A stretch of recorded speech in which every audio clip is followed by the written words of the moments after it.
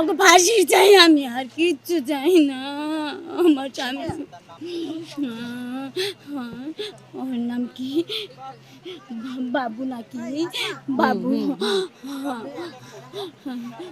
বাবু কোন দল করতো, যুব দল করতো, ওর নাকি ধরছে। আমি প্রধানমন্ত্রীর কাছে বিচার চাই। আমার নাম আম্বিয়া খাতুন।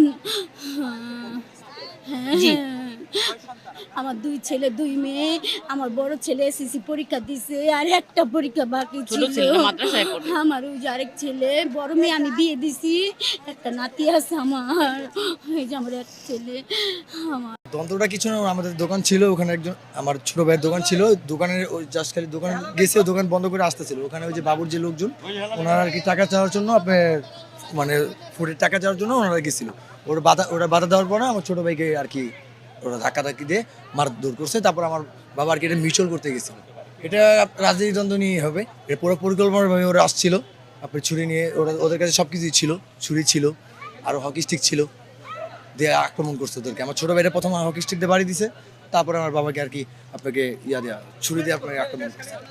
সন্ত্রাসী যেই দলেরই হোক, তার সে সন্ত্রাসী।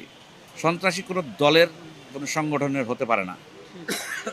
আমাদের কোনো নেতাকর্মী যদি কোনো ধরনের সন্ত্রাসী কার্যকলাপে যুক্ত থাকেন, তার দলেও জায়গা হবে না এবং দেশেও জায়গা হবে না। তার জায়গা হয় কারাগারে, আর নইলে এই দেশ ছেড়ে পালিয়ে যেতে হবে। এটা একটা তদন্তাধীন ব্যাপার। এখানে আমরা যতদূর জানতে পেরেছি, রমনা থানা স্বেচ্ছাসেবক দলের সাবেক আহ্বায়ক বিল্লাল হোসেন তালুকদারের ভাগিনাকে আনারকলি মার্কেটের ওখানে যারা চাঁদাবাজি, প্রতিনিয়ত চাঁদাবাজি করছে, এবং ইতিমধ্যে তারা দল থেকেও বহিষ্কৃত হয়েছে, আপনারা দেখেছেন।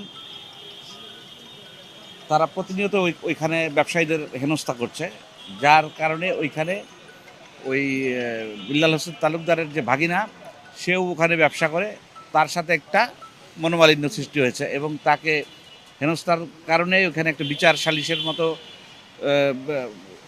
পরিস্থিতি সৃষ্টি হয়েছে। সেই সালিশের মধ্যেই রমনা থানা স্বেচ্ছাসেবক দলের আসলে যে যে বাবু, যে ছেলেটা, তাকে ডেকে নিয়ে গিয়েছিল ওখানে সেই মীমাংসা করার জন্য, তখন ওইখানেই হাতাহাতির এক পর্যায়ে তাকে ছুরিকাঘাত করে হত্যা করা হয়েছে।